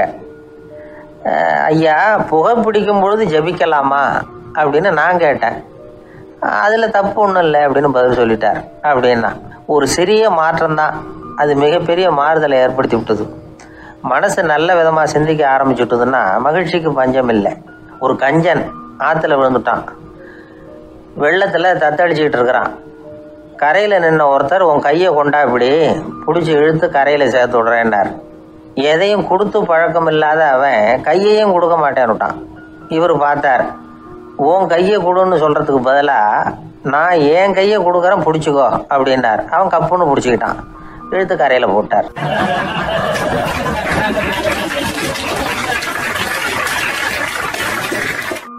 அது ஒரு புகைவண்டி நிலையம். அங்கே ஒருத்தர் காலார நடந்து வந்துக்கிட்டு இருந்தார். அவர் தன்னுடைய வீட்டில் உட்காந்து ரொம்ப நேரம் எழுதுவார். எழுதுகிற நேரம் போக மற்ற நேரங்களில் தம்முடைய சொந்த வயல்களில் வேலை பார்ப்பார். அது முடிஞ்சதை என்ன பண்ணுவார்னா, பக்கத்தில் இருக்கிற புகைவண்டி நிலையத்துக்கு போவார். அங்கே கொஞ்சம் நேரம் அப்படியே காலார நடந்து வருவார். இது அவருடைய அன்றாட வழக்கம். அன்றைக்கும் அது மாதிரி தான் அவர் நடந்து வந்துக்கிட்டு இருக்கிறார். அந்த சமயத்தில் அங்கே நடைமேடையில் ஒரு அம்மையார் நின்றுட்டு இருக்கிறாங்க. இவரை கண்டதும் கையை தட்டி கூப்பிட்டாங்க, இங்கே கொஞ்சம் வர முடியுமா அப்படின்னாங்க. இவர் போனார். என்னங்கன்னு விசாரித்தார். அந்த அம்மையார் விவரம் சொன்னார். ஐயா, நானும் என்னுடைய வீட்டுக்காரரும் இங்கே வந்தோம். அதுவும் நிற்கிதே, அந்த ரயிலில் ஏறி ஊருக்கு போகணும். என்னுடைய வீட்டுக்காரர் அதுவும் அந்த உணவு விடுதிக்கு போயிருக்கார், இன்னும் வரல. அவர் வர்றதுக்குள்ளே ரயில் புறப்பட்டுரும் போல இருக்கு. நீங்கள் ஓடி போய் அவரை அழைச்சிக்கிட்டு வர முடியுமா அப்படின்னு கேட்டாங்க. சரின்னார் இவர். உடனே அந்த அம்மா தன்னுடைய கணவர் எப்படி இருப்பார் அப்படிங்கிற அடையாளங்களை கொஞ்சம் சொல்லி அனுப்புனாங்க. போய் தேடிட்டு இருக்க வேண்டாமேங்கிறதுக்காக. பார்க்குறதுக்கு எப்படி இருப்பார், இந்த மாதிரி ஆடை அணிஞ்சிருப்பார் அப்படின்னு விவரமாக சொன்னாங்க. அதை இவர் கவனமாக கேட்டுக்கிட்டார். நீங்கள் போய் அழைச்சிட்டு வாங்க, வந்த உடனே உங்களுக்கு உண்டான கூலியையும் கையோடு கொடுத்து விட்றேன் அப்படின்னாங்க அந்த அம்மா. இவர் போனார். அந்த அம்மா சொன்ன அடையாளங்களை வச்சு அவர் வீட்டுக்காரரை கையோடு கூட்டிகிட்டு வந்துட்டார். கொண்டுட்டு வந்து அந்த அம்மா கிட்ட ஒப்படைச்சார். உடனே அவரும் ஏற்கனவே சொன்ன பிரகாரம் அவருக்கான கூலி பணத்தையும் கொடுத்தாங்க. அவரும் எதுவும் மறுப்பு சொல்லாமல் அதை வாங்கிக்கிட்டார். வாங்கிக்கிட்டு திரும்பினார். அந்த சமயத்தில் எதிரில் வந்த ஒருத்தர் அவர் அடையாளம் கண்டுபிடிச்சிக்கிட்டார். அவங்க 2 பேரும் பேசிக்கிறது இவங்க காதில் விழுந்தது. அப்போ தான் இவங்களுக்கு அது புரிஞ்சுது. இவங்கக்கிட்ட கூலி வாங்கினவர் யாருன்னா, அவர் தான் பேரறிஞர் லியோ டால்ஸ்டாய் அப்படிங்கிறது புரிஞ்சுது. அவங்க 2 பேரும் பேசிக்கிறத வச்சு. ரஷ்ய நாட்டின் மிகப்பெரிய ஞானி லியோ டால்ஸ்டாய், சோவியத் நாட்டின் ஈடு இணையற்ற இலக்கிய மேதை. இது தெரிஞ்ச உடனே அந்த அம்மா அவர்கிட்ட ஓடினாங்க. ஐயா, உங்களுக்காக நான் கூலி கொடுத்தேன், நான் பெரிய தவறு பண்ணிவிட்டேன் அப்படின்னு சொல்லி வருத்தப்பட்டாங்க. பரவாயில்ல, ஆனால் நீங்கள் எனக்கு கொடுத்த கூலி பணத்தை நான் திருப்பி கொடுக்க மாட்டேன். ஏன் தெரியுமா, அது நான் உழைச்சி பெற்ற தொகை அப்படின்னார். யாருக்குமே அதிக மகிழ்ச்சியை தரக்கூடிய பணம் எதுன்னு கேட்டால் அது அவங்க உழைப்புக்கு ஊதியமாக கிடைக்கிற பணம் தான். நம்ம ஆட்கள் சில பேருக்கு உழைக்காமல் கிடைக்கிற தீய வழியில் வருகிற பணம் கூட மகிழ்ச்சியை கொடுக்கும். ஒரு பெரிய தொழிற்சாலை, அதோட முதலாளி கடுமையான ஒரு கட்டுப்பாடு விதிச்சிருந்தார். அது என்ன கட்டுப்பாடுன்னா, இந்த தொழிற்சாலைக்கு உள்ள யாரும் சிகரெட்டு பிடிக்கக்கூடாது அப்படிங்கிறது தான். ஒரு நாள் இந்த முதலாளி தன்னுடைய தொழிற்சாலையை சுற்றி பார்த்துக்கிட்டு வரார். அப்போது ஒரு இளைஞன் உள்ள சிகரெட்டு பிடிச்சிக்கிட்டு இருந்தான். அதை பார்த்து விடுறார். அவ்வளவுதான், அவருக்கு கோபம் வந்துட்டுது. உடனே உதவியாளரை கூப்பிட்டார். அதோ பாரு, அந்த சிகரெட்டு பிடிச்சிக்கிட்டு இருக்கிறானே, அவன் கணக்கை முடித்து வெளியில் அனுப்பி வச்சிரு அப்படின்னு உத்தரவு போட்டார். அது பிரகாரம் உடனே அவனை அழைச்சிட்டு போய் கணக்கு பார்த்து சம்பள பாக்கி அப்புறம் உதவித்தொகை எல்லாத்தையும் மொத்தமாக கையில் கொடுத்து வெளியில் அனுப்பி வச்சுட்டாங்க. அவன் பணத்தோடு வெளியில் வந்தான். ஏதோ யோசனை பண்ணபடியே நின்றுக்கிட்டு இருந்தான். அவன் என்னப்பா யோசிக்கிற அப்படின்னாரு எதிரில் வந்தவர். இவன் சொன்னான், ஒன்றும் இல்லை, என்னோட நண்பன் ஒருத்தனை பார்க்கறதுக்காக உள்ளே போனேன். பேர் என்னன்னு கேட்டுவிட்டு ஒரு 50,000 ரூபா பணத்தையும் கொடுத்து வெளியில் அனுப்பி வச்சுட்டாங்க. அதுதான் ஏன்னு புரியல, யோசனை பண்ணிகிட்டு இருக்கிறேன் அப்படின்னு நானா இவன். அதனால் நாம் உழைச்சி சம்பாதிக்கிற பணம் தான் உயர்வு, சும்மா வர்ற பணம்லாம் மகிழ்ச்சியை தராது அப்படிங்கிறத புரிஞ்சுக்கணும். அப்பேற்பட்ட ஞானி ரஷ்ய மேதை அவர் பாருங்க, அந்த பணத்தை வாங்கின பணத்தை திருப்பி கொடுக்க மாட்டேன்னு விட்டார்.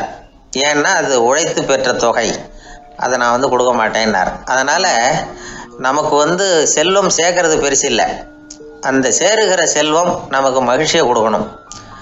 அதுக்கு என்ன வழின்னா, நாம் உழைத்து சம்பாதிக்கணும் அப்படிங்கிறத அதிலிருந்து புரிஞ்சிக்க வேண்டியது ரொம்ப அவசியம்.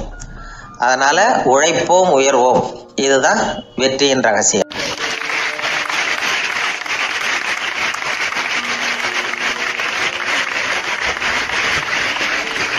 வாய் விட்டு சிரிச்சா நோய் விட்டு போகும் அப்படின்னு சொல்றது உண்டு.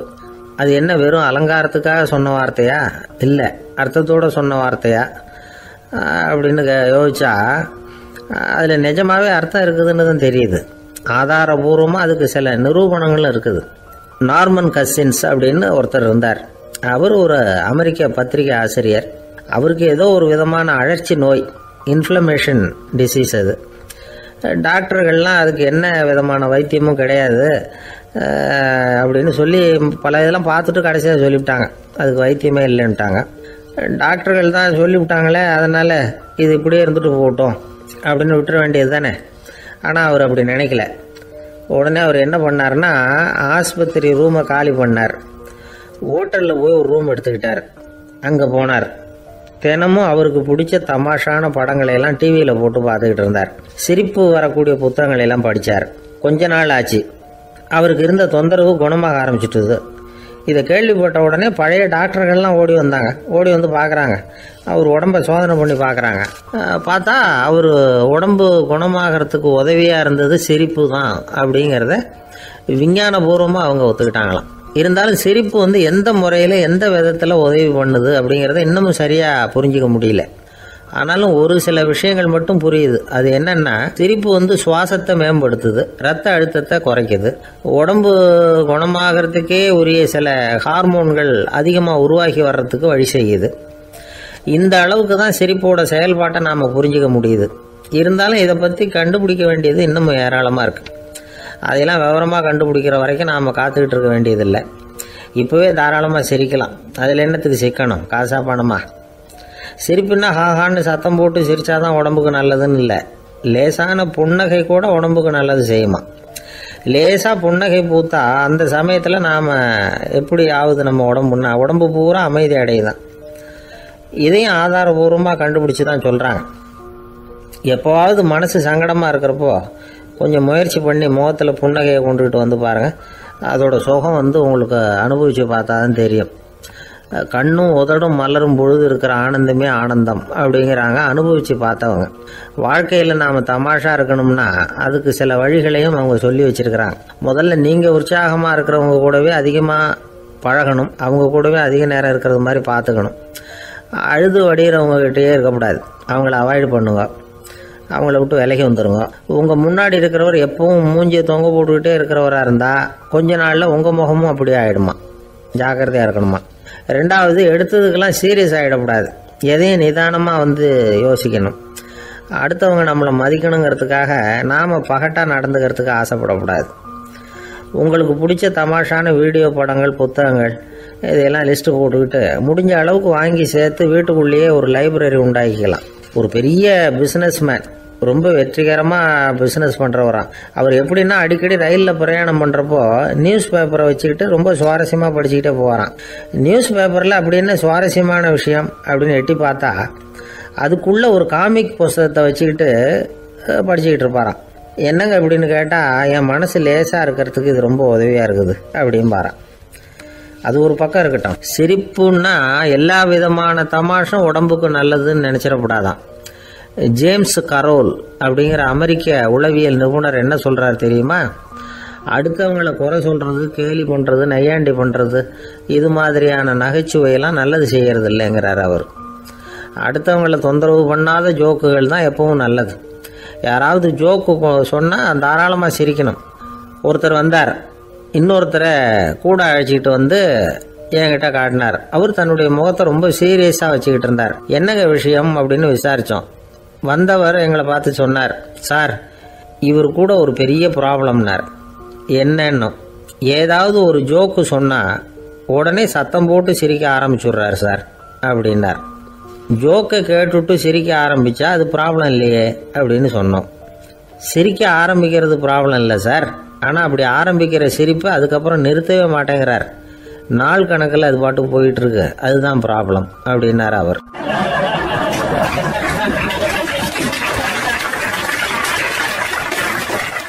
ஒரு நண்பர் ஆனந்தமாக சிகரெட்டு பிடிச்சிக்கிட்டு இருந்தார்.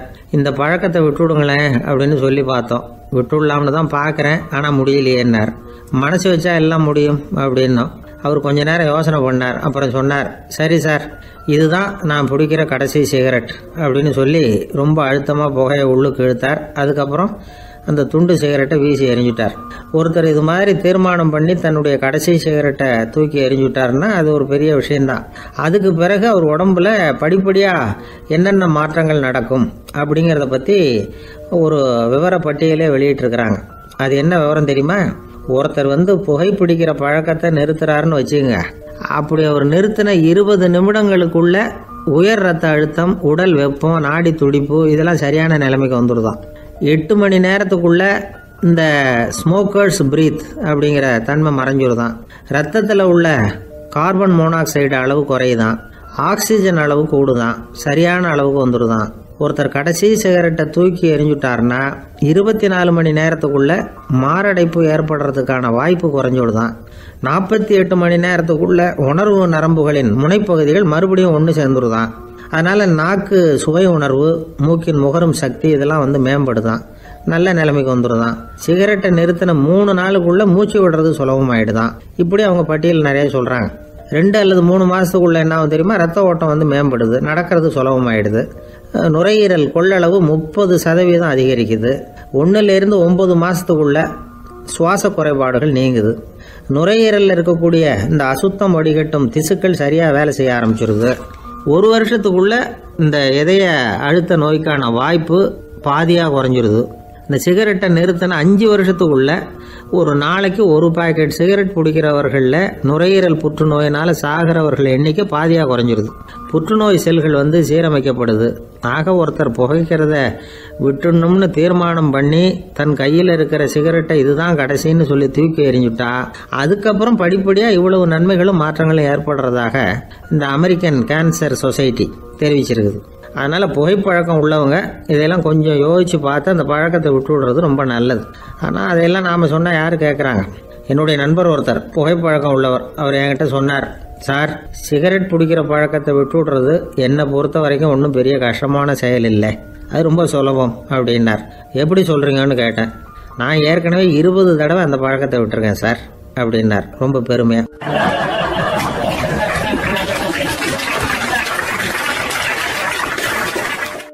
இதில் ஒரு பெரிய நீதிபதி இருந்தார் சென்னையில். உண்மையாக நடந்தது. சென்னையில் ரொம்ப காலத்துக்கு முன்னாடி காந்தி இருந்த காலத்தில் சென்னையில் ஒரு நீதிபதி, அவர் ஒரு நாள் நீதி கோர்ட்லாம் விட்டு ரொம்ப கஷ்டப்பட்டு ராத்திரி சும்மா போய் உடனே வீட்டுக்கு வரல. கோர்ட்டினுடைய நடவடிக்கை முடிஞ்சு வீட்டுக்கு வராமல் போய் எங்கெங்கேயோ போய் சுற்றிவிட்டு அந்த நண்பர்களோடு அப்படி உல்லாசமாக அப்படி கொண்டாடிவிட்டு ராத்திரிக்கு வந்திருக்கிறாரு வீட்டுக்கு 1 மணிக்கு. அப்போ அந்த வயசான அம்மா வாசல்லையே காத்துக்கிட்டு இருக்கு. உள்ளே போச்சு நீதிபதி, இன்னும் சேரலேன்னு வாசல்லே நின்றுட்டு இருந்துதான். அப்போ அது வந்த உடனே பலார்னு அரைஞ்சு விட்டாங்களாம் அந்த அம்மா. ஏன்டா அவ்வளோ தூரம் எங்கே போனேன்? என்னதான் நீதிபதியாக இருந்தாலும் அவங்களுக்கு உள்ள தானே. பலார்னு அரைஞ்சு விட்டாங்க. உடனே அவர் கலங்கி போய் அழுதாராம். மறுநாள் கேட்டிருக்காங்க அந்த பக்கத்தில் இருந்தவங்க, ஏன் நீ பெரிய நீதிபதி, பெரிய பதவியில் இருக்க, அதனால் உன்னை உங்கள் அம்மா அடிச்சிட்டாங்கன்னு அழுதியா அப்படின்னு கேட்டாங்களாம். அப்போ அவர் சொன்னாராம் நீதிபதி, இல்லை, நான் இது மாதிரி எங்கள் அம்மாக்கிட்ட அடிக்கடி அடி வாங்குவேன். எப்போதும் அவங்க அடிக்கிற அடி பலமாக விழும். இப்போ அவங்க அடித்தது எனக்கு வலிக்கவே இல்லை. அந்த அளவுக்கு அவங்களுக்கு வயசாகிட்டுதே, பலம் குறைஞ்சுட்டுதேன்னு நினச்சி அழுதேன் அப்படின்னுக்காரான். அதுதான் புள்ள அம்மா பேரில் உள்ள பாசங்கிறது. இதே போல் நான் சொன்னது மாதிரி முன்னாடி இவர் ஒரு இறைநேச செல்வர் ஒருத்தர் இருந்தார். ஒரு அம்மா எனக்கு அப்பா தண்ணி கொடுப்பா அப்படின்ட்டு படுக்கையில் இருந்த அம்மா. இவர் ஏதோ படிச்சுக்கிட்டு இருந்தவர், ஒரு சின்ன இளைஞர் உடனே ஓடி போய் ஒரு குவளையில் தண்ணி எடுத்துகிட்டு போய் அம்மாவுக்கு முன்னாடி நிற்கிறார். முன்ன அந்த அம்மா அதுக்குள்ளே தூங்கி போச்சு. இவர் அந்த தண்ணியை வச்சுக்கிட்டு அவர் பாட்டு நிற்கிறார். விடிஞ்சு போச்சு. விடிகிற சமயத்தில் அந்த அம்மா முடிச்சு பார்க்குது, பையன் தண்ணியோட கையில் வச்சுட்டு நிற்கிறார்.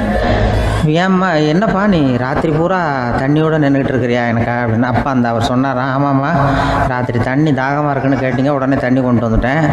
ஓடி வந்து பார்க்கும்பொழுது நீங்கள் தூங்கிக்கிட்டு இருந்தீங்க. தூங்கிட்டு இருக்கும்பொழுது உங்களை எழுப்ப வேண்டாம், தூக்கத்தை கெடுக்க வேண்டாம்னு நான் நினச்சேன், அதனால் எழுப்பலை. தூக்கம் முழிக்கிற சமயத்தில் உடனே தாகமாக இருக்கும், தண்ணி குடிக்கணும்னு ஆசைப்படுவீங்க, அதனால் தண்ணியை பக்கத்துலேயே வச்சுட்டு நிற்கிறேன் அப்படின்னு அந்த இளைஞர் சொன்னாராம். அப்படியே கட்டி பிடிச்சிட்டு நீ பிற்காலத்தில் பெரிய அறிஞராக வருவேன்னு சொல்லி அந்த அம்மா வரணும்னு சொல்லி இறைவனை வேண்டாங்களாம். அவர் தான் இஸ்லாமிய மார்க்கத்தில், தீன் மார்க்கத்தில் பெரிய ஆளானது. அதாவது ஷர்புதீன் யாஹ்யான்னு ஒருத்தர், அவர் பெரிய இஸ்லாமிய பேரறிஞராக வந்தார். இப்படி அம்மா பேரில் பாசமாக உள்ளவங்களாம் இருந்தாங்க நிறையா. அப்படி அந்த குடும்பத்தில் வந்து அந்த பாசம் நேசம் எவ்வளவு இருக்கோ அவ்வளவுக்கு அவர்கள் உயர்வார்கள்ங்கிறது தான் நம்முடைய பெரிய இதெல்லாம் பெரியவங்கள்லாம் சொல்லியிருக்கிறது அதுதான். அதனால தான் அந்த கணவனுடைய பங்கு என்ன, மனைவியினுடைய பங்கு என்ன, பிள்ளைகளுடைய பங்கு என்னங்கிறத பற்றி ரொம்ப விவரமாக சொல்கிறதுக்காக தான் அதை பற்றி நாம் சிந்திக்க வேண்டிய நேரம் இதுங்கிறதுனால தான். கணவனுக்கு வந்து இது வந்துடக்கூடாது, அதாவது கோபம் வரக்கூடாது, நிதானம் வேணும் அப்படின்லாம் சொல்லுவாங்க. நிதானம், கணவன் வந்து கோபப்படக்கூடாதுமா. அதுக்கு நாங்கள் மனுஷனுக்கு சினம் தவிர்த்தல்னு பயிற்சியெல்லாம் கொடுக்குறாங்க. இப்போது மனுஷன் கோபப்படாமல் இருக்கணும், போகணும் வரணும்னு அதுக்கு சொல்லுவோம் நாங்கள். சும்மா கதை ரூபமாக சொல்கிறது. அங்கே வேதாத்திரி மகரிஷின்னு இருக்கார், அவர் இதில் வந்து சினம் தவிர்த்தல்னு பயிற்சியை கொடுப்பாங்க. குடும்ப தலைவர்கள் பெரியவங்கள்லாம் வந்து அந்த பயிற்சியை எடுத்துக்கணும். என்னை கூப்பிட்டாங்க ஒரு தரம், சினம் தவிர்த்தல்னு ஒரு பயிற்சி கொடுக்குறோம், அதில் நீ வந்து பேசுன்னாங்க. நான் சொன்னேன், நான் பயிற்சிக்கு வேணா வரேன், என்னை பேச வேண்டாம் சார், நான் வந்து பயிற்சி கற்றுக்கிறேன்னு. இல்லை நீ அதெல்லாம் பயிற்சி நாங்கள் கொடுக்குறோம், நீ உனக்கு என்ன தெரியுமோ சொல்லு, மனுஷன் கோவப்படாமல் இருக்கணும், அதுக்கு ஏதாவது வழி சொல்லிட்டு போ அப்படின்னு கூப்பிட்டாங்க. சரின்ட்டு போனேன். போய் அங்கே போய் நான் சொன்னேன், இது மாதிரி எனக்கு தெரிஞ்சது ஒரு கதை மாதிரி சொன்னேன். மீனம்பாக்கம் ஏர்போர்ட், அங்கே ஜப்பானுக்கு போக வேண்டிய ஒரு பிரயாணி லக்கேஜோடு நிற்கிறார் நிறையா. இதை வாங்கி பிளேனில் ஏற்றக்கூடிய ஒரு தொழிலாளி அவர்கிட்ட ஒரு சண்டை போடுறார், அடிக்க போகிறார், திட்டுறாரு, கண்டாமலான்னு திட்டுறாரு. அவர் இதை ஒருத்தர் பார்த்துக்கிட்டே இருக்கார். அந்த சினம் தவிர்த்தல் பயிற்சி கொடுக்குற பேராசிரியர் ஒருத்தர் பார்த்துக்கிட்டே இருக்கார். இது எப்படி இவன் இந்த ஆள் அவ்வளவு கோபமாக அடிக்க போகிறான், திட்டுறான் அந்த பெரிய மனுஷன், இவர் பதிலுக்கு அவர் திட்டவே இல்லையே. கோபம் அந்த தொழிலாளி சிரிச்சுக்கிட்டே சரி சார் அப்படின்னுட்டே இருக்கான். இவர் லக்கேஜை வாங்கி பிளேனில் ஏற்றுற தொழிலாளி இப்போ கண்ணாவுடன் அடிக்க போகிறான், திட்டுறான், முகம் செவந்து போச்சு. இவருக்கு என்ன ஆச்சரியம்னா, இந்த ஆள் இவ்வளவு கோபப்படுறான், அதை வாங்கி அந்த தொழிலாளி கொஞ்சம் கூட முகத்தில் கோபமே படலையே, சிரித்த முகத்தோடு இருக்கானே, இவன் வந்து நமக்கு பயிற்சி வகுப்பு எடுக்கலாம் போல இருக்கு அப்படின்னு இவர் நினச்சிட்டார். ரொம்ப நேரம் அவர் கத்திக்கிட்டு இருந்தார். சரி சார்ன்ட்டு அதை வாங்கிட்டு அவர் போயிட்டார். போனதுக்கப்புறம் அவர் இந்த ஆள் அப்புறம் பிளேன் வந்தது, ஏறி அவர் போயிட்டார், ஜப்பானுக்கு போயிட்டார். அதுக்கப்புறம் இந்த சினம் தவிர்த்தல் பேராசிரியர் ஓடி போய் அந்த தொழிலாளியை பிடிச்சி கொண்டு வந்தார். இந்த பாருப்பா, நான் வந்து காலையிலேருந்து பார்த்துக்கிட்டு இருக்கேன், அந்த ஆள் உன்னை அடிக்க வந்தான், திட்ட வந்தான், இவ்வளவு கோவப்படுறான், உனக்கு பதிலுக்கு நீ கோவமே படலையே, உனக்கு கோவமே வராதா, அது எப்படி நீ சினம் தவிர்க்கிறது, எப்படி உனக்கு கோவமே வரலையா அப்படின்னு கேட்டிருக்காரு. அப்போ அந்த தொழிலாளி சொன்னாராம், அப்படி இல்லை சார், மனுஷன்னு பிறந்தா கோவம் படாமல் இருக்க முடியாது, எல்லாருக்கும் கோவம் வரும், அது அவங்கவுங்க வழியில் டீல் பண்ணுவாங்க, நான் அதை என் வழியில் டீல் பண்ணேன், அவ்வளோதான்.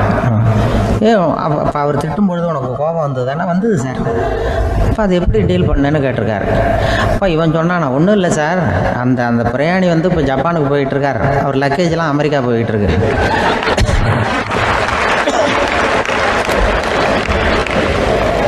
இதுக்கு நாம் எதுக்கு சார் அனாவசியமாக அவன்கிட்ட போய் சண்டை போட்டுக்கிட்டேன், அப்படி மாற்றி ஏற்றி விட்டா அவன் போய் பார்த்துக்கிறான் எங்கேயாவது. அதுதான் நான் சினம் தவிர்க்கிற வழி அப்படின்னு சொன்னாரான். உடனே இதை தான் எனக்கு தெரிஞ்சது கோபம் வராமல் இருக்கிறதுன்னு அங்கே பேசினேன் அந்த கூட்டத்தில். அதுக்கப்புறம் இன்ன வரைக்கும் அவங்க கூப்பிடுறதே இல்லை என்ன.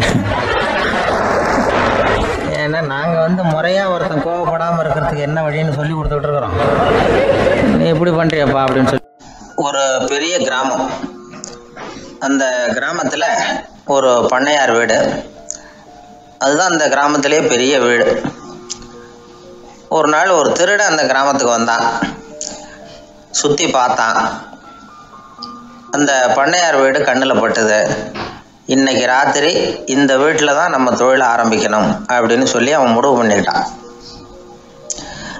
ஏன்னா அதுதான் அந்த கிராமத்திலே கொஞ்சம் பெரிய வீடு, அங்கே தான் அவன் எதிர்பார்க்குறது ஏதாவது கிடைக்கும் அப்படிங்கிறது அவனுடைய முடிவு. நடு ராத்திரி அவன் மெதுவாக சோறேறி குதித்து அந்த பெரிய வீட்டுக்குள்ளே புகுந்தான். அங்கே போய் பார்த்தா முக்கியமான இடங்கள்ல எல்லாம் காவலுக்கு ஆள் நின்றுக்கிட்டு இருக்கிறாங்க ராத்திரி நேரத்தில். சரி, இந்த வீட்டில் நம்மால் திருட முடியாது அப்படின்னு முடிவு பண்ணிட்டு மெதுவாக வந்த வழியிலேயே திரும்பி வந்தான். அந்த சமயத்தில் காலில் ஏதோ தட்டுப்பட்டுது. என்னது அப்படின்னு சொல்லி குனிஞ்சு பார்த்தா அங்கே ஒரு பெரிய வெங்காய மூட்டை. அடுக்கி வச்சிருக்கிறாங்க. சரி, வந்ததுக்கு வெறுங்கையோடு திரும்ப வேண்டாமே அப்படின்னு சொல்லி கையில் இருந்த ஒரு பெரிய பை நிறைய அதை அள்ளி போட்டுக்கிட்டான். வெங்காயத்தை போட்டுக்கிட்டு புறப்படுற சமயத்தில் கப்புன்னு கழுத்தில் ஒரு கை வந்து விழுந்தது. ஆள் மாட்டிக்கிட்டான். அதாவது காவலாளிகள் அவனை பிடிச்சி வச்சுக்கிட்டாங்க. மறுநாள் காலையில் அந்த திருடனை பண்ணையார் முன்னாடி கொண்டுட்டு போய் நிறுத்தினாங்க. ஐயா, இந்த ஆள் ராத்திரி நம்ம வீட்டில் திருடுறதுக்காக வந்தான், வெங்காயத்தை அள்ளிட்டு புறப்படுறப்போ மாட்டிக்கிட்டான் அப்படின்னாங்க. அவர் பார்த்தார். என்னப்பா இவங்க சொல்கிறது உண்மைதானான்னு கேட்டார். ஆமான்னு ஒத்துக்கிட்டான் அந்த ஆள். பண்ணையார் அதுக்கப்புறம் கொஞ்சம் யோசனை பண்ணார். அப்புறமா தீர்ப்பு வழங்கினார். இதை பார்ப்பா, நீ இங்கே திருட வந்தது குற்றம். அதுக்காக நீ 100 ரூபாய் அபராதம் செலுத்தணும், அல்லது 100 கசையடிகள் வாங்கணும். அதுவும் இல்லைன்னா நீயே திருடுன அவ்வளவு வெங்காயத்தையும் பச்சையா என் கண் முன்னாடியே சாப்பிட்டுடணும். இதில் எந்த தண்டனையை ஏற்றுக்கிறது அப்படிங்கிறத பற்றி நீயே யோசனை பண்ணி முடிவு எடுத்துக்கலாம் அப்படின்னு சொல்லிவிட்டார். அதாவது இவனே முடிவு பண்ணிக்க வேண்டியது. 100 ரூபா பணம் கட்டுறியா, இல்லது சாட்டை அடி வாங்குறியா, அல்லது வெங்காயத்தை சாப்பிட்றியா, இதுதான் அவர் கொடுத்தது, நீயே முடிவு பண்ணி சொல்லுன்னு விட்டார். திருடன் கொஞ்சம் நேரம் யோசனை பண்ணி பார்த்தான். அவனுக்கு இருக்கிறதுலே ரொம்ப சுலபமாக தெரிஞ்சது இந்த வெங்காயத்தையே சாப்பிட்டுட்றேன்ட்டான். ஐயா, நான் இந்த வெங்காயத்தையே சாப்பிட்டுட்றேன், அதுதான் எனக்கு கொஞ்சம் சுலபமாக தெரியுதுன்னா சரின்னு விட்டார் பண்ணையார். அப்படியே எல்லாத்தையும் கொண்டு வந்து கொட்டினாங்க. ஒவ்வொன்றா எடுத்து சாப்பிட ஆரம்பித்தான். கொஞ்ச நேரம் சுவாரஸ்யமாக சாப்பிட்டான். அதுக்கப்புறம் வாய் எரிய ஆரம்பிச்சுட்டுது. கண்ணு 2 செவந்து போச்சு. கண்ணில் இருந்து தார தாரையாக கண்ணீர் வழிய ஆரம்பிச்சுட்டுது. ஒரே எரிச்சல். அவனால் தாக்கு பிடிக்க முடியல. வெங்காயம் பாதி கூட தீரல. பார்த்தான், சரி இது நமக்கு சரிப்பட்டு வராது அப்படின்னு முடிவு பண்ணிக்கிட்டான். ஐயா, என்னை மன்னிச்சுக்கோங்க, இது என்னால் முடியாது போல இருக்கு, பேசாமல் எனக்கு 100 சாட்டை அடியே கொடுத்துருங்க அப்படின்னா. அவரும் சரின்னார். சாட்டை அடி விழ ஆரம்பிச்சிது.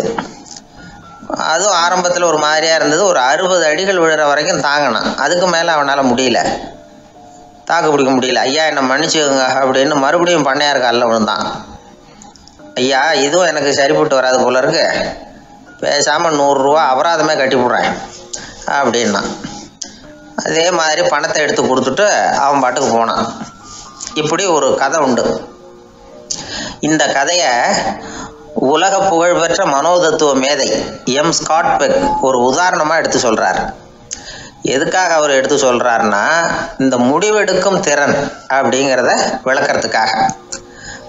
வாழ்க்கையில் முடிவெடுக்கிற திறன் நம்ம ஒவ்வொருத்தருக்கும் ரொம்ப அவசியம். எந்த சந்தர்ப்பத்தில் எப்படி முடிவெடுக்கிறோம் அப்படிங்கிறத வச்சு தான் நம்ம வாழ்க்கை அமையும். எவ்வளவு தான் பணம் இருந்தாலும் சரி, எவ்வளவு தான் படிச்சிருந்தாலும் சரி, இந்த முடிவெடுக்கிற திறன் சரியா இல்லைன்னா வாழ்க்கையில் பல சறுக்கல்களை சந்திக்க வேண்டியிருக்கும். நாம் முடிவுகள் எடுத்தால் அந்த முடிவுகளால் ஏற்படக்கூடிய விளைவுகளுக்கு நாம் பொறுப்பு ஏற்க வேண்டியிருக்குமே அப்படிங்கிற பயத்தினால முடிவெடுக்கிற அதிகாரத்தை பல சமயங்களில் நாம் மற்றவங்களுக்கு தாரவாத்து கொடுத்துட்றோம். நாமே முடிவெடுக்கக்கூடிய திறமையை வளர்த்துக்கிறது தான் ரொம்ப முக்கியம். ஒருத்தர் சொன்னார், சார், சின்ன சின்ன பிரச்சனைகள்ல எல்லாம் எங்கள் வீட்டில் என் மனைவி முடிவு எடுக்க விட்டுருவேன், பெரிய பிரச்சனைகள்ல எல்லாம் நான் தான் முடிவு எடுப்பேன் அப்படின்னார். பரவாயில்லையே அப்படின்னு சொல்லி, சின்ன சின்ன பிரச்சனைகள்னா எதுங்க அப்படின்னு கேட்டேன். ஒன்றும் இல்லை, இந்த வீட்டு வருமானத்தை பெருக்கிறது எப்படி, வீட்டு செலவை சரி கட்டுறது எப்படி, வீட்டு செலவுக்கு வாங்கியிருக்கிற கடனை அடைக்கிறது எப்படி, இதெல்லாம் சின்ன சின்ன பிரச்சனைகள், என் மனைவிகிட்ட முடிவு எடுக்கிற விஷயத்தை விட்டுருவேன்னார். பெரிய பிரச்சனை தான் நான் எடுத்துக்குவேன்னார். அப்படின்னா பெரிய பிரச்சனைன்னா எது சார் அப்படின்னு கேட்டேன். அது என்னென்னா, இந்த உலக பொருளாதாரத்தை மேம்படுத்துறது எப்படி, 21ஆம் நூற்றாண்டில் என்னென்ன சவால்களை சந்திக்க வேண்டியிருக்கும் உலகம், இதெல்லாம் நான் பார்த்துக்குவேன் அப்படின்னார். பாருங்கள், இது பிரச்சனைகள்லேருந்து தப்பிக்கிற வழி. அதனால் வாழ்க்கையில் பிரச்சனைகளை சந்திக்கிறதுக்கு தயங்கக்கூடாது. அதே மாதிரி சரியான நேரத்தில் சரியான முடிவு எடுக்கிறதுக்கு நாம் கற்றுக்கணும். அது ரொம்ப முக்கியம்.